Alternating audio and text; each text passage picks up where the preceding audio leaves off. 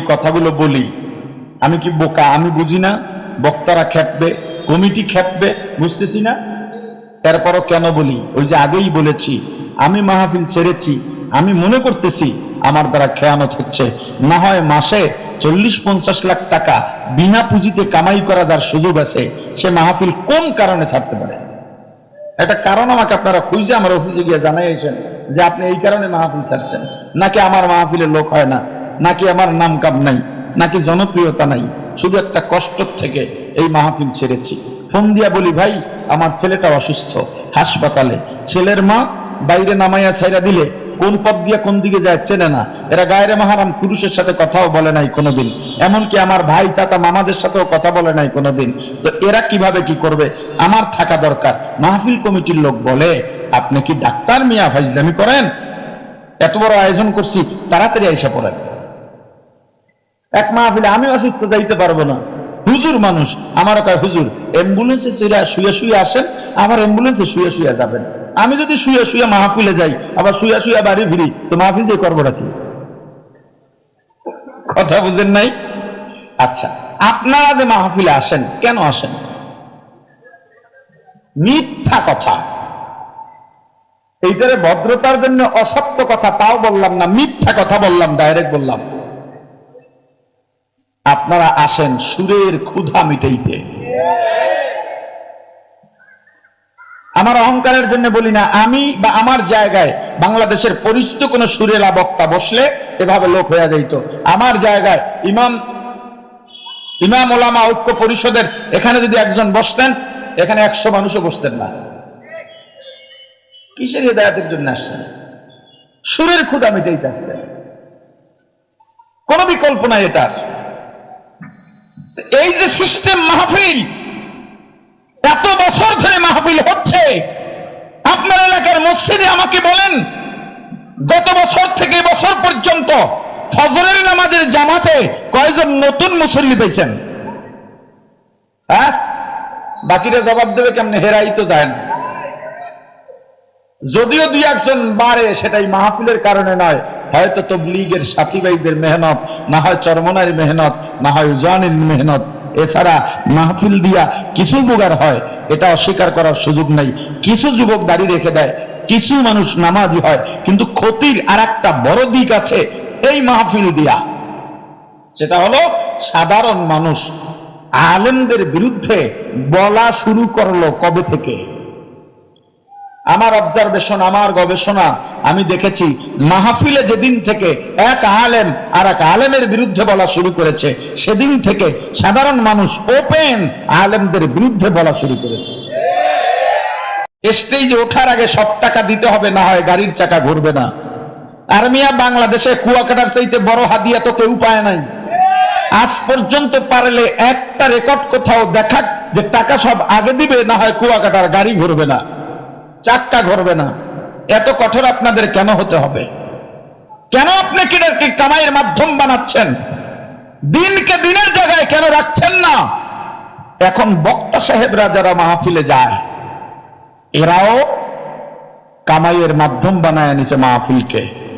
প্রমাণ, আমাকে যদি আজমি ভাই বা কমিটির কোনো একজন ফোন দিয়া বলতো যে মেজবা ভাই মাহফিল আমাদের হচ্ছে না, প্রশাসনিক ঝামেলা অথবা স্থানীয় ঝামেলা বা আবহাওয়া খারাপ কোনো একটা ব্যাপার, একদিন আগে আমাকে ফোন দিয়া বলল, কথার কথা, আমারে আজীবন যদি কেউ কইছে ভাই মাহফিলটা হবে না, আমি খুশি হয়ে যেতাম।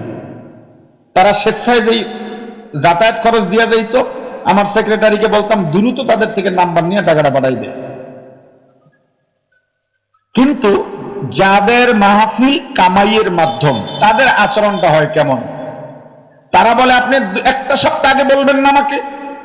আমি যদি আপনাকে বলতাম যাইতে পারবো না, তখন তো মানতেন না। এটিও অনেকে ফেসবুকেও লেখে, আবার এর কমেন্ট বক্সে গিয়ে তার বক্তবৃন্দ লেখে, এজন্যই অ্যাডভান্স নেওয়া দরকার। কেন অ্যাডভান্স নিলে কি টাকার ফেরত দেবা না নাকি? অ্যাডভান্স নিলে কি মাহফিল কাটতে পারে না? কাটতেই তো পারে, বাতিল হইতেই তো পারে। অ্যাডভান্সের সঙ্গে এর যুক্ত কি, সম্পর্ক কি? তো বক্তা সাহেব বলে, কেন বললেন 1 সপ্তাহ আগে? আমার দ্বারে কত মানুষ মাহফিল চাইছে, আমি দিতে পারি নাই আপনাদের কারণে। আপনারা ঠিক করেন না, একটা বাটপারি করলেন আমার সাথে। আচ্ছা, বক্তা সাহেব যে বলল 1 সপ্তাহ আগে কেন বললেন না, আরো মাহফিল চাইছিল আমার কাছে, তার মনে কম দুঃখ। ওই 1 সপ্তাহ আগের মাহফিলে গেলে 1000 মানুষ, 10,000 মানুষ, 1 লাখ মানুষ দিনের কথা শুনতো। এইটা আমি শুনাইতে পারলাম না আপনারা আগে না জানানোর কারণে। এই যে শুনাইতে পারলাম না দিনের কথা, এই দরদে কমিটিকে এই থ্রেট দিল, কথা কয় না কেন দিছে? পকেটে মাল পড়তো, এখন করবে না। আমি যে কথাগুলো বলি, আমি কি বোকা? আমি বুঝি না বক্তারা খেপবে, কমিটি খেপবে, বুঝতেছি না। এরপরও কেন বলি? ওই যে আগেই বলেছি, আমি মাহফিল ছেড়েছি, আমি মনে করতেছি আমার দ্বারা খেয়ানত হচ্ছে। না হয় মাসে 40-50 লাখ টাকা বিনা পুঁজিতে কামাই করা যার সুযোগ আছে, সে মাহফিল কোন কারণে ছাড়তে পারে? একটা কারণ আমাকে আপনারা খুঁজে আমার অফিসে গিয়ে জানাইছেন যে আপনি এই কারণে মাহফিল ছাড়ছেন। নাকি আমার মাহফিলে লোক হয় না, নাকি আমার নাম কাম নাই, নাকি জনপ্রিয়তা নাই, শুধু একটা কষ্ট থেকে এই মাহফিল ছেড়েছি। ফোন দিয়া বলি, ভাই আমার ছেলেটা অসুস্থ, হাসপাতালে। ছেলের মা বাইরে নামাইয়া ছাইরা দিলে কোন পথ দিয়ে কোন দিকে যায় চেনে না। এরা গায়রে মাহারাম পুরুষের সাথে কথাও বলে নাই কোনোদিন, এমনকি আমার ভাই চাচা মামাদের সাথেও কথা বলে নাই কোনোদিন। তো এরা কিভাবে কি করবে? আমার থাকা দরকার। মাহফিল কমিটির লোক বলে, আপনি কি ডাক্তার মিয়া ফাইজলামি করেন? এত বড় আয়োজন করছি, তাড়াতাড়ি আইসা পড়েন। এক মাহফিলে আমিও অসুস্থ, যাইতে পারবো না। হুজুর মানুষ, আমারও কয় হুজুর অ্যাম্বুলেন্সে শুয়ে শুয়ে আসেন, আবার অ্যাম্বুলেন্সে শুয়ে শুয়ে যাবেন। আমি যদি শুয়ে শুয়ে মাহফিলে যাই, আবার শুয়ে শুয়ে বাড়ি ফিরি, তো মাহফিল যে করবো নাকি? কথা বুঝেন নাই? আচ্ছা, আপনারা যে মাহফিলে আসেন, কেন আসেন? মিথ্যা কথা। এইটারে ভদ্রতার জন্য অসত্য কথা তাও বললাম না, মিথ্যা কথা বললাম, ডাইরেক্ট বললাম। আপনারা আসেন সুরের ক্ষুধা মিটাইতে।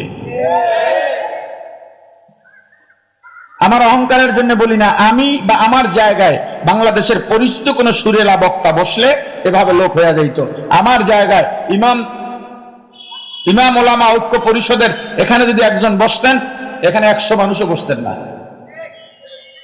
কিসের হিদায়াতের জন্য আসছেন?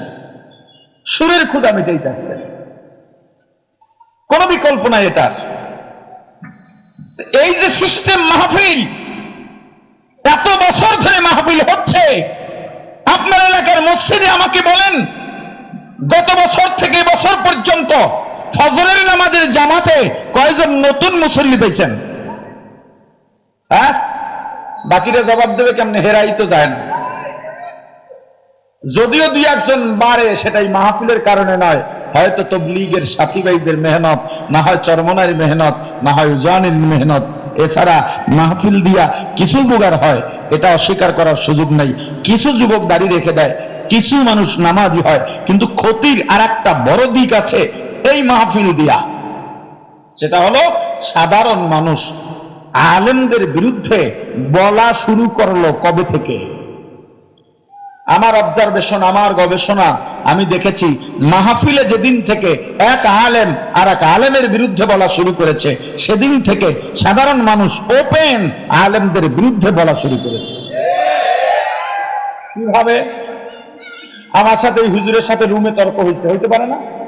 আকীদা নিয়ে হোক, অন্য কিছু নিয়ে হোক, তর্ক হয়েছে, আমার সাথে ঝগড়া হয়েছে রুমের ভিতরে। বাইরের মানুষ জানে? রুমে ধরেন 4-5 জন, এরাই তো জানছে। আমার একটা মাইকে কথা বলার সুযোগ আছে, আমি মাঠে গিয়েই বললাম, আজকে আমার রুমের ভিতরে একজন আসছিল অমুক নাম, মিয়া রুমের ভিতরে কেন? সাহস থাকলে ময়দানে আসো। কথা কয় না, এমনি আপনারা না, সাহস থাকলে ময়দানে আসো। ঘরের কথাটা বাইরে আনলো কে? কথা কয় না। স্পেসটা পাইল কোথায়? মাহফিলে। কোথায়? মাহফিলে। এখন আমি যখন এটা বললাম, ধরেন নাম বললাম আব্দুল্লাহ, এখন আমার বক্তবৃন্দ নাই, তারা নেটে সার্চ দেয় আব্দুল্লাহ কে, এরপর ছবি পাইছে, পাওয়ার পরে ছবিটার মাঝে দিয়ে একটা লাল ক্রস দেয়, দিয়ে এবার ফেসবুকে দেয়, বেটা আব্দুল্লাহ, মেজবার সমালোচনা করা সহজ, একজন মেজবা হওয়া কঠিন। এরপর আর এক ভক্ত এসে লাগে, খোঁজ নিয়ে দেখ বেটা, এটার জন্মের ঠিক নাই। আর একজনে লেখে এগুলো আলেম টালেম না, মিলাদ টিলাদ করে চলে। এখন এই আব্দুল্লাহর কি দুই একজন ভক্তবৃন্দ নাই? কথা কয় না? কারণ হেবে তো আর আমার ছবি অত সার্চ দিয়া খুঁজতে বাইর করা লাগে না, লেখলি আইয়া পরে, ঠিক না? এরপর তারাও আমার ছবি বাইর করে খরচ দেয় 5টা দিয়া, কয় মিয়া আপনার মতো মিসবা গলা বেচ্চা খান, গলা কাটা বক্তা। একজন আব্দুল্লাহর ওজন জানেন? তার সামনে ইবারত পড়তে পারবেন? আপনার ইতিহাসও আমরা জানি, এক লাইন পড়ার যোগ্যতা নাই, গলা বেচ্চা খায়, আবার আব্দুল্লাহ হুজুরের বিরুদ্ধে বলে। এখন আমার ভক্তরা আব্দুল্লাহ সাহেবের বিরুদ্ধে বলল, আব্দুল্লাহকে তারা চেনে? কেউ যে বলল এর জন্মে সমস্যা আছে, তারা কি আসলে এটা জানে? কেউ বলল এ মিলাদ পুরা খায়, তারা কি আসলে এই ব্যাপারে তার ব্যাপারে জানে? তাহলে তারা বলল আন্দাজে আব্দুল্লাহর বিরুদ্ধে, আব্দুল্লাহর ভক্তরা মেজবার বিরুদ্ধে বলল তারাও জানে না, আন্দাজে।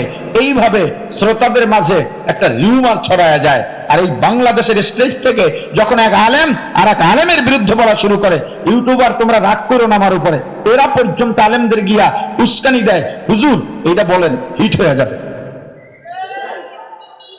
কিরে, ঠিক কইছি না? আমাকে বলেন, এই মাহফিলের সংস্কার দরকার আছে না নাই? আরো জোরে বলেন। এই মাহফিলের সংস্কার শুধু দরকার না, অবশ্য করণীয়।